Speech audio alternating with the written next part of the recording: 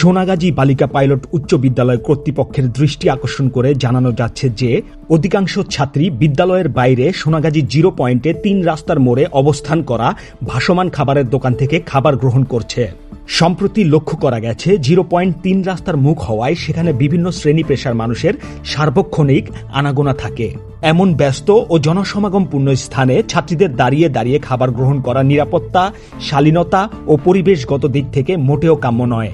এমন প্রেক্ষাপটে বিদ্যালয় কর্তৃপক্ষের নিকট বিনীত অনুরোধ জানাচ্ছি, শিক্ষার্থীদের সুবিধা ও নিরাপত্তার কথা বিবেচনায় নিয়ে বিদ্যালয় প্রাঙ্গণে অথবা গেটের পাশেই নির্দিষ্ট সময়ের জন্য স্বাস্থ্যসম্মত খাবারের দোকান বসানোর অনুমতি দেয়া হোক। এতে করে ছাত্রীদের টিফিন সময়ে বাইরে যেতে হবে না এবং তারা একটি নিরাপদ ও সুশৃঙ্খল পরিবেশে খাবার গ্রহণ করতে পারবে।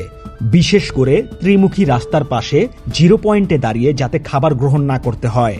এই প্রতিবেদনের উপস্থাপিত বক্তব্য কারো কাছে যুক্তিসঙ্গত না মনে হলে অথবা এই বিষয়ে কারো গঠনমূলক পরামর্শ থাকলে কমেন্ট বক্সে মতামত জানাতে অনুরোধ করা যাচ্ছে। ধন্যবাদ।